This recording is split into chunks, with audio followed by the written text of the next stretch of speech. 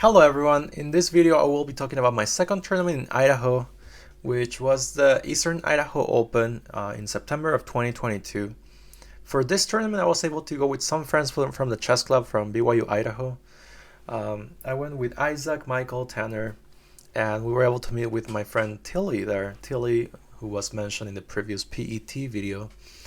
We were able to go, and I believe at that point for my online strength I was maybe around 1900 or something like that, a little bit above 1900 probably.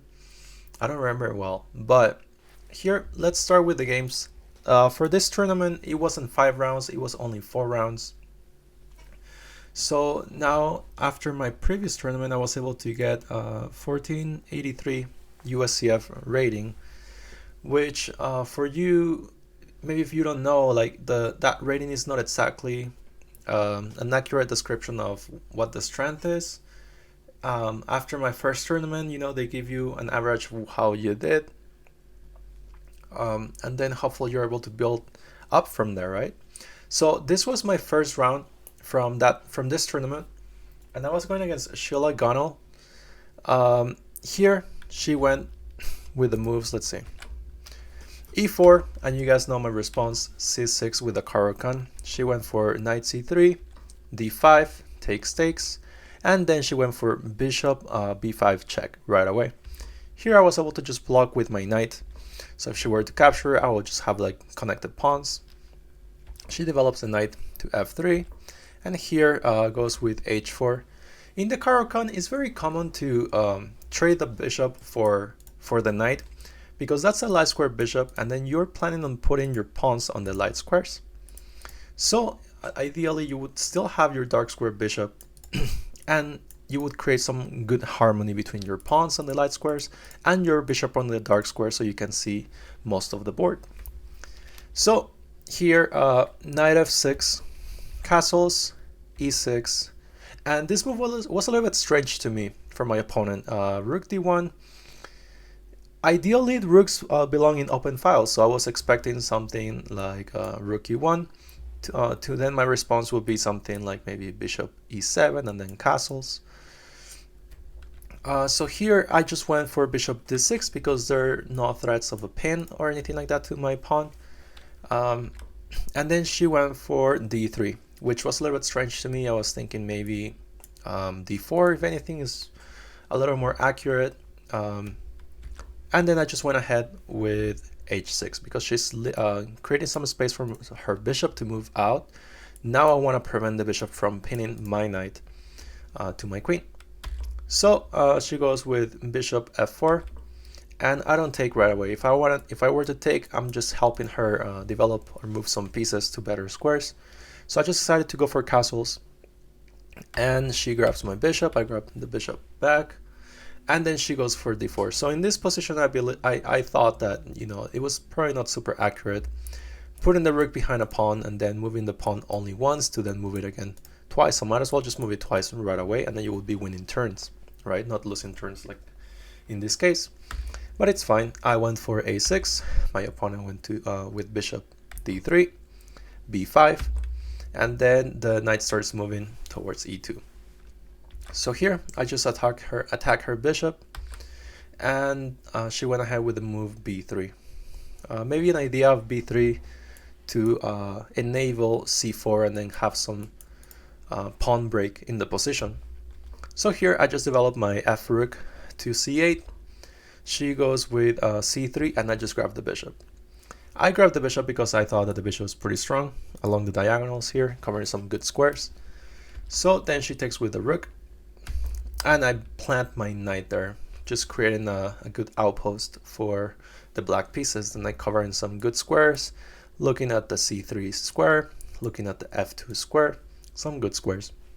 So maybe an idea would probably be to confront the knight by bringing her knight to g3. In that case, I would probably, if I were to take or something, she can just always trade. If I trade, everything's like even trade, but then she has a good position there. But she went for queen h5. Queen h5, my response was just b4. b4, trying to create some weaknesses if she were to take here. I can grab with the queen, but also then the d4 square will be very weak for the white pieces. And then she goes for rook c1. Rook c1, I went ahead with pawn captures on c3, and then she went with knight captures on c3.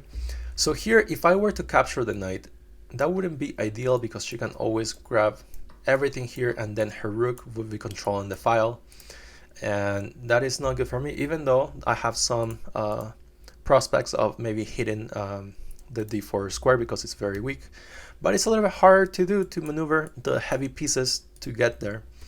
So in this position, I decided to go for an in-between move, not grabbing any pieces here, but I went for queen f4. Queen f4, the idea of queen f4 is my knight is looking at the f2 square as well as my queen. But also, on top of that, my queen is also staring at the c1 rook. So the knight cannot really capture my knight because I would just capture the rook with check, like that, or like this. Actually, this would just be pretty good for me here.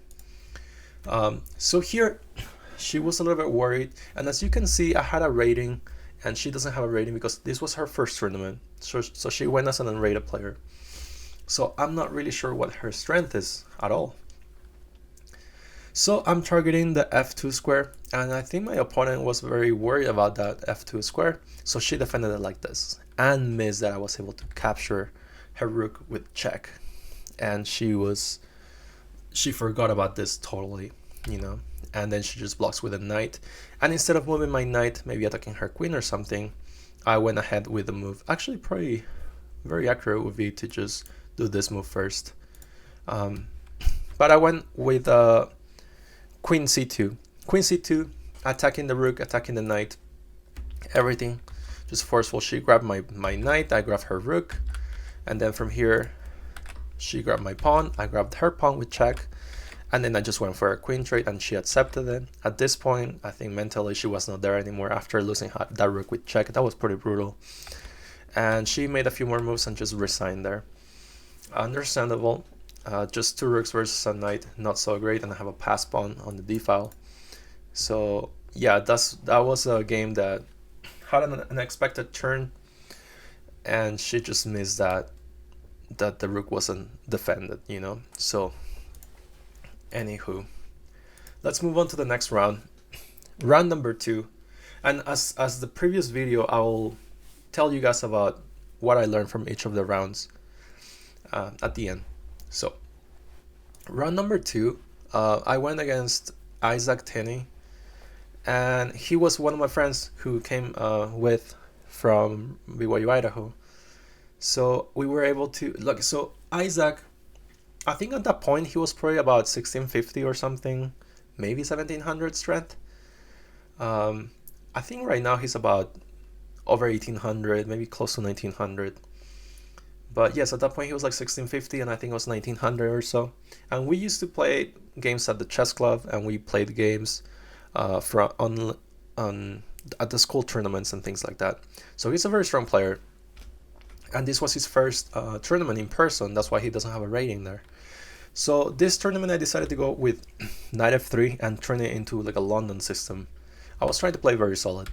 So knight f3, knight c6, d4, d5, and I went for the bishop f4, going for this line where I just bring my bishop out right away. And I was playing these lines where I was just moving my pawn forward to h3 to prevent any sort of knight jump to attack my bishop. In this case, I would just retreat it like this. So he goes for like a King's Indian setup with g6. I move my pawn forward to e3 to bring my bishop, like let my bishop out. I pin the knight, he defends it, and I castle, and he castles. Knight bd2, and now he attacks my knight, my bishop in this case. So the good thing about h3 was to retreat, bring my bishop all the way back, so it wouldn't be attacked. After a6, I decided to go all the way back to e2, and now my future idea will be to reroute my knight somewhere, but at the same time have some targets here, because if he doesn't do anything, if I move my knight, if he doesn't do anything, I can always capture the knight, captures with a pawn, and I would just be able to win a pawn in this position. So rook e8, and I reroute my knight, attacking the knight, so he has to bring the knight back. So in this case, I believe that I'm winning a turn because my knight is ready to reroute to a better square, my bishop is tucked in, and he had to bring his knight back to f6, so I believe that I was able to win some tempo in this position. I reroute my knight, so I don't bring it back to f3, but I want to go to d3 to look at better squares, maybe e5, maybe c5 in the future. So he goes for this move, knight e4. So here I had to calculate a little bit, because there's a pawn in the middle that's double, and maybe I can try to target it, and that's what I did. So I grabbed the knight on e4, he grabbed with the pawn, and now I'm able to have a little fork situation with the knight attacking the bishop, attacking the pawn on e4, and attacking the pawn on b7. So it's like a triple fork, I would think. And here he has to think about how to defend what pawn, because he cannot really defend both pawns and then defend the bishop at the same time. So if anything, I would probably defend the b pawn, so I have connected pawns here, and then if my opponent gets rid of the e4 pawn, that's fine, because it's a double pawn anyways. So that's what he did. He went with queen c8, and then I just grabbed the pawn in the middle. After he pushed my knight away, I actually brought the knight back, because the bishop cannot really go anywhere. And if I were to take the bishop, I would have the bishop pair, which is a pretty big advantage, I would think. So he defends the bishop with the rook. I go for b3 to then maybe like launch an attack of pawns and expansion, bring my rook somewhere, and then just move forward from there. I'm still up a pawn right now, so he goes for e5. I bring my pawn to c3, and the idea of c3 is like, I don't want to take the pawn on e5, because if I were to take it, the bishop can always move somewhere and attack, and the rook will be able to attack my queen. And if I were to take somewhere here, he can always capture with the knight. If I capture the knight, he can capture the bishop, and my rook is under attack. So here I just decided I'm up a pawn, I'll just play solid. If he wants to capture me, I'll capture with my pawn, and I want to keep my pawns connected, since I have my root pawn here on f2 still there. So he attacks my knight, and then I go ahead with attacking the bishop. I grab it, he grabs it back with the rook, and I decided to go for bishop f3. Not sure if it's accurate. I always have a check here, but I wanted him to push the pawn forward to e4, because that way it's a little bit hard for him to break through afterwards, right? I have the bishop pair, I would just be able to bring my bishop back and then have a check in the future, but then these pawns are already a little bit fixed. So he actually defends the knight because he was under attack, and then through extra revision we're attacking the rook. So he didn't go for the pawn push, but instead he went for this. And I just moved my queen out of the way to now go for some sort of capture on the pawn. He's able to bring his bishop here, because now his idea is to capture this pawn.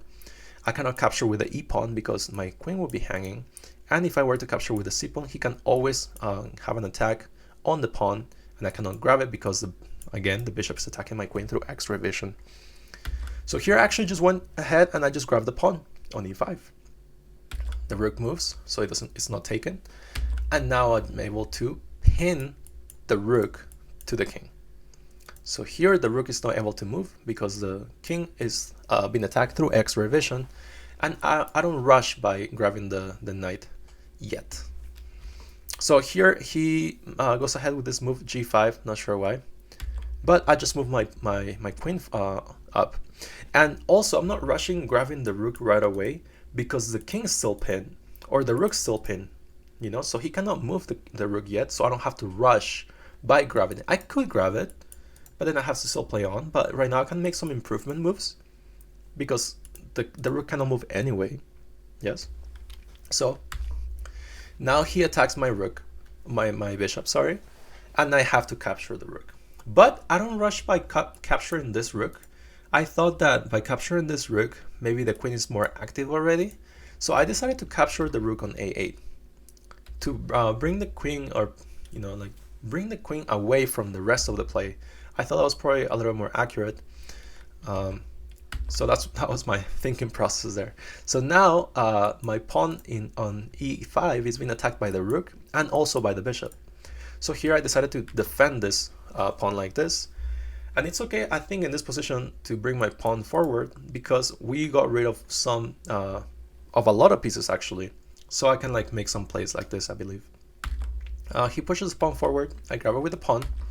Pawn grabs as well, and then queen d2.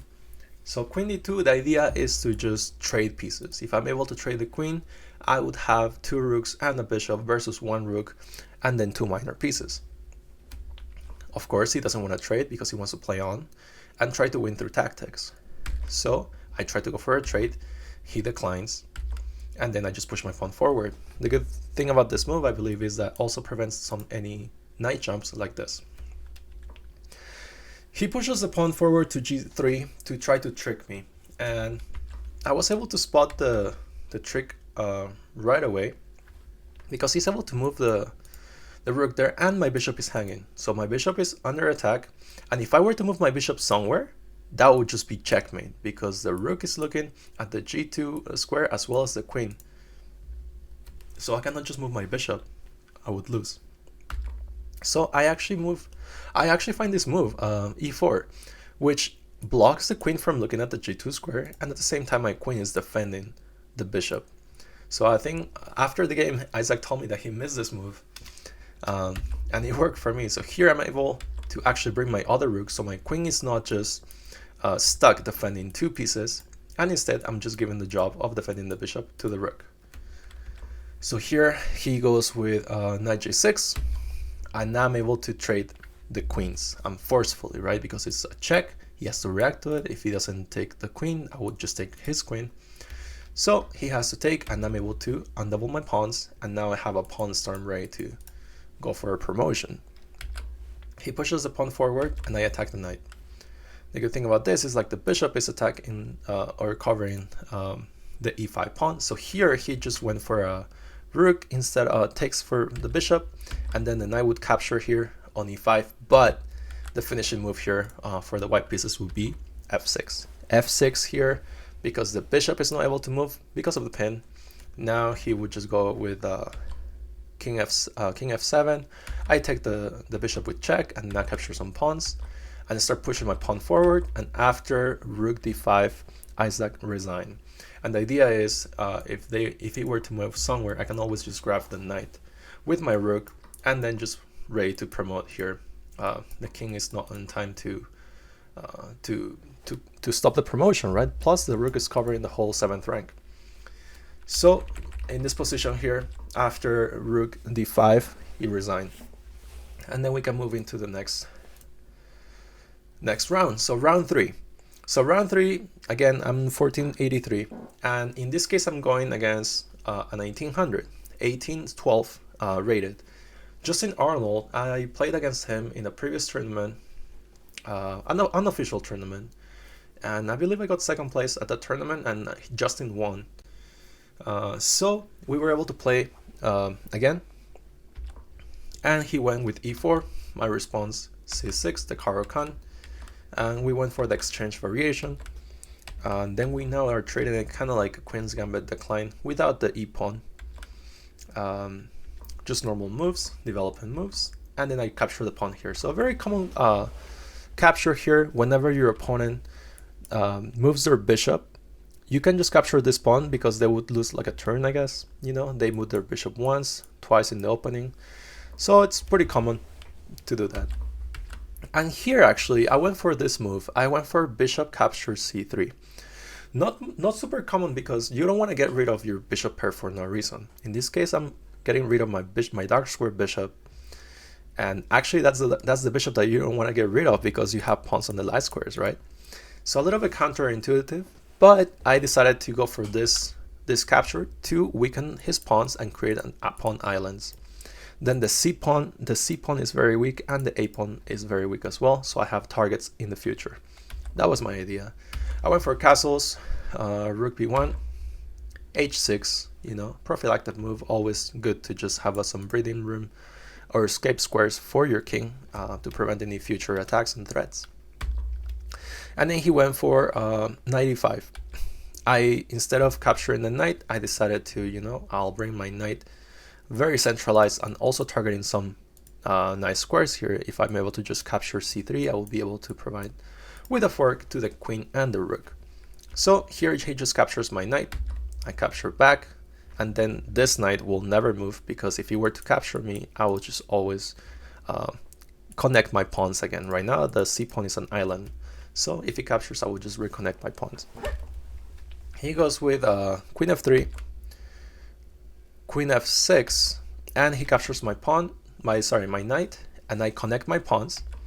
And then he goes for queen g3. After queen g3, the idea is, like, if I were to ever, for example, move my queen to e7, he can always give a skewer here in this position. And if I were to move to d8, he can always just capture a pawn here, because my g pawn is pinned. The queen is looking at the king through X-ray vision. So here I went for, first of all, bishop a6.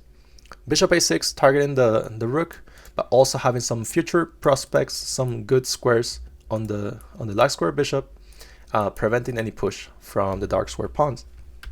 And he went with rook fe1, and here I went for rook e8. Okay. He pushes his rook forward. The idea for him is to double up the rooks and have a good control of the b file.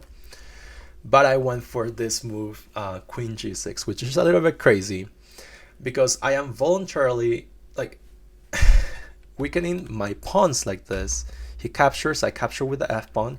So now I have a very weak pawn on e6, and I have a double pawn. So it was my decision to do this, and I was trying to create some imbalances. And actually, it worked out in the end. So he does the fork, or he creates the battery, sorry. And I just start targeting the c3 pawn with my rook. So he defends it like this, and now I'm able to attack the rook with my bishop. He moves his rook, and I try to attack his bishop. He centralizes his bishop in a very good square, and I bring my rook up to then create a battery of my own. So he's moving his rook, maybe creating a battery here. He wants to create a battery here probably. Maybe a better idea would have been to just bring the other rook like this, and maybe bring the bishop like this, and then have triple attack, I guess, on the pawn. I will just move my pawn forward though. So here I just create a battery to target the f2 pawn, and he pushes it forward. I just bring my rook back. Just some maneuvering from the king, pawn. He's activating his king, which is pretty good for him. But now his rook is a little bit stuck, you know. I'm able to defend this pawn with my bishop, so he doesn't just want to take my pawn like that, because I can just capture it and I will just be up the exchange. So he starts pushing some pawns forward. I defend it like this, and I try to trade some rooks, at least one pair of rooks. I just trade one rook. And here I'm able to move my rook to b7, trying to find some good squares. Captures, and give a check, and bring the rook back. And I believe, like, in this position, very close to this position, my opponent was a little bit frustrated because he was very low on time, and it's a drawn position, and I was still playing on. So I bring my rook back, pushes the pawn, king up to f7, and we trade the rooks. So in chess, the opposite colors bishops usually lead to a draw, okay? But the thing is, like, and you cannot see it here, but my opponent was very low on time. So toward the end of the game, actually, so in this position, I think this is the final position here. So my opponent he had like only like 4 minutes on the clock or something, and I had like about 30 minutes or something on the clock. And then he was getting low on time to the point that he was playing with seconds left. The time control, I think, was like an hour each person with 5-second delay, which means that you have a 5-second timer, a countdown, before your actual time on your clock starts running down. So it's like extra 5 seconds that you're using before your time starts ticking. So at one point he only had a few seconds left, so he was just playing with the delay time. So at that point I stopped taking notes because I had a lot of time still, but I stopped taking notes because I didn't want my opponent to think on my time. So that was, I think, one of the strategies for me. I just didn't want him to think on my time, so I stopped taking notes and I was playing fast because he didn't have much time to think. So to give you an idea, a general idea of how the game ended, I believe the game ended because the whole position was pretty locked, and I was able to bring my bishop all the way here to defend all the pawns, and I was able to bring my king around the whole board, and because he ran out of time, he couldn't think clearly about what to do, and he allowed my king to grab the g3 pawn when the bishop was somewhere else. He was just very frustrated because he had no time, and he was convinced that it was a draw because it was. But because he had no time, he couldn't think clearly about the whole thing, and he let my king grab a pawn, and I was able to promote a pawn later on, so he resigned. After the game, so first he was frustrated, right? But then after the game, he said, you know what, that was the best call. Like, I would have done the same thing, you know, if I was in your position, you know, just keep on playing, because the opponent just had like no time, right? So it was good that he told me that, because I was kind of feeling bad that I wasn't accepting the draw, but just because he had like no time on the clock. Okay, so yeah, chess is a very mental game. So okay, round 4. For round 4, I was going against Kostov Kodihali. As you can see, Kostov Kodihali, in here he was 1905. I think like currently, as of this day, as you can see the video, he's about 2100 USCF, but his online strength is 2500 to 2600. Blitz, bullet, you know, everything. So this guy is a very strong player, and Kostov Kodihali, he is the state champion for Idaho, the overall champion for Idaho, not just Eastern, whatever, the whole state, for 2 years in a row. So this guy is very strong online, in person, and I had the opportunity to play against him in the last round of the tournament. So to give you a little bit of an idea, right? So it's like an all-day event, and by this point we're tired. And in my head, I'm thinking, you know what? I'm going against a state champion, 2 years in a row, very strong player, and I just want to go home. I'm very tired, so I'm like heading towards like a draw. I just want to get a draw and go home and rest. That was probably not the best mentality because of what I'm going to show you, but it is what it is. So let's go with the game. So as I said, this tournament I was playing with knight f3 and going into a London system. So d5, d4, knight f6, h3, because I want to bring my bishop out and then not have it taken by the knight. So c6, very solid. c3, we don't commit many pawns yet, and then he goes for g6, a King's Indian. So bishop f4, bishop g7, and then just go for the regular moves here for the system. And then he goes for knight e4. I just castle, and then he pushes this pawn on f6. It's very common on the King's Indian to launch your pawns in front of your king forward for an attack. So it is an opening that goes like, you know what, I'm going all in. Just push my pawns in front of my king, everything goes into the attack. That's the King's Indian attack usually. So very common. I just found it a little bit strange because it was weakening some light squares and things like that. So it's very, you gotta be careful with that opening.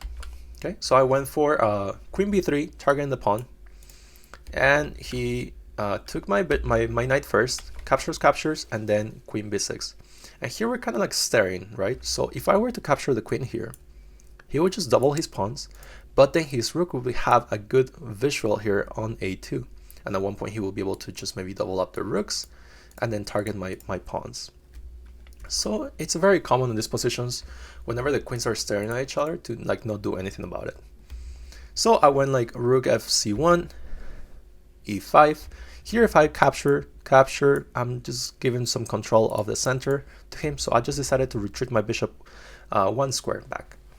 So in this case, if he were to capture, I would just capture with the c pawn.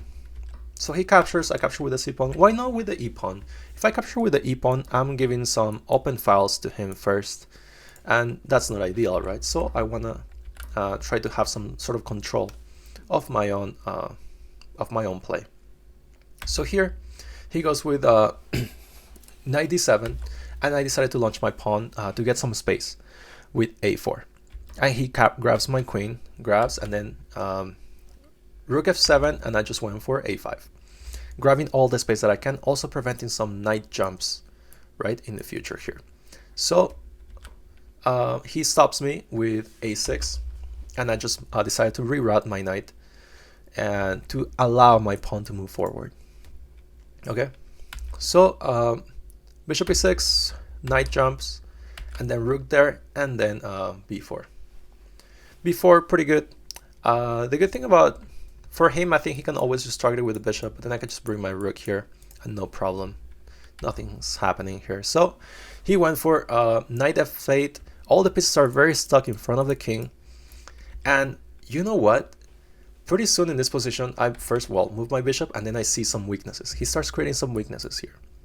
So h6. Now I'm looking at this square here, g6, and that's what I did. What I did was I brought my knight to h4, targeting this. So like the idea is to like capture the knight, and then just capture the pawn. Defense with the king, and now I bring my bishop. So now I'm having some targets. So that's something that you could use for your own games. You can try to like see what's weak in the position and try to target it with certain pieces, because then they have to react to it, right? Your opponent. He blocks it with a pawn, creating some weaknesses still, and then just reroute my knight. So the pawn push here allows me to bring my knight to e5, which is pretty good. So he now blocks it also with the knight and with the bishop, and I go for this push of b5. The idea of b5 is like he captures like this, and since the rook is not defended, I'm able to capture the pawn with the bishop. So if he were to capture like this, I can just capture a rook and be up material. So here he just brings the knight back, and I just retreat my bishop, attacks my bishop, and here I actually went for bishop e5, and that was the wrong mentality. So the better move would probably be to just bring the bishop to g3 to keep the pressure along the diagonal. And why? It's because if we reassess the position right now, what is weak in black's position? The root pawn. The root pawn referring to the last pawn, the pawn that never moved, that keeps the strength of the rest of the pawns here. So if I'm able to target this pawn with a battery of rooks, if I have both rooks here, that'll be ideal. I'm able to grab a pawn and win the pawn, because these rooks are not in a position where they can both defend this pawn. If this rook comes here to defend at one point, I can just grab it with my bishop. So a better move here would have been to just retreat my bishop all the way back, and then we can see the evaluation. Look at this evaluation. It's plus 2.8. Plus 2.8 against a 2500, 2600 online rated player, and 1900 over the board. So if I was in the right mindset of winning, I would have probably tried to like spot something like this instead of not doing anything, right? So here I decided to go for a trade, and rook there. I rerouted my knight. I traded my knight, and then went rook c1, and it's just heading more towards a draw in this position. So all his pieces are all the way in the back. My pieces are very active. Maybe still like slight chances for black. Very slightly now. I lost my advantage. And then he was able to grab my pawn. I target the pawn. We're able to trade. I bring my bishop here, targeting the pawn. He's not able to grab because you would just capture with check and be up material. So he defends, and I bring my bishop back all the way. And then this is just heading towards a draw. And despite my activity and everything, here we just decided we agreed in a draw. After the game, he said, "Man, I didn't know what to do. I didn't know what to do." Like with his eyes were all super big and open. They were like, "I don't know what to do." I'm like, "It's all good. We can go home now, and rest." We're done with the round. So I was able to draw 1905. Very strong player. I love this game, and also this game gives me hope that I can do better. I didn't have the mindset in this position, but I could have had the mindset if I was heading to this game with a positive attitude, thinking I can win the game. I would have tried to like be more patient and actually found better moves to target the weaknesses. I was just in a different mindset, thinking I just want to draw and go home, which now this helps me for future games. Like, okay, like I can actually win against anyone. So what did I learn from each of the rounds? Let's see. Let's go back. From the first round against Sheila, I learned that people make mistakes, and sometimes critical mistakes, where if we're not careful, we're not focused on like what our plan is, we might miss some easy captures for no reason, right? And that our opponent might have missed. So we need to always keep that in mind. Round 2 against Isaac, what I learned from here was that sometimes having an advantage of a pawn at the beginning of the game can lead to a great advantage for the middle game and then the end game. And then if we're able to go back to the beginning of the game, trying to spot these knight jumps with future plans, I believe it's usually pretty strong. Like in this case, spotting these situations where your opponent is able to give a pawn, like double up a pawn, and then be able to target triple fork and then be able to win the bishop pair, but then also target certain things at the same time. That's ideal. So we need to like work with our knights a lot. Our knights are very tricky pieces, very hard to deal with. For round 3 against Justin Arnold, what did I learn from this? I learned that it doesn't matter if you're going against a strong player, and sometimes you have to play on the clock. Everything counts. It's not just like moves in this case for classical chess games, but also the clock comes into play. So if your opponent doesn't have much time on the clock, they won't be able to make precise moves all the time because they will be worried about their clock running down all the way to no time, and then you would have an advantage in that case. So that's the reason why we have clocks. We should play with them too sometimes. Let's see. So then we have round 4. For round 4, what did I learn from round 4? Round 4, I learned that we need to have a positive mentality and a winning mentality all the time. So not just, sometimes we have to fight off being tired. You know, we're tired, we had a long day, but let's try to push one, like a little bit more, you know, just the last push, the second wind, because we have these chances, these opportunities, and they don't come to us often. We need to appreciate those opportunities and have our best effort the whole time, you know, try to be focused the whole time, do whatever it takes to be able to reassess your position, to feel better again, have some water or something, have an apple, some fruit or something, get your energy back up, and then go back into the board and try to find the most accurate moves to give you an advantage. And I hope you guys were able to learn something from this video, and I'll see you guys on the next one.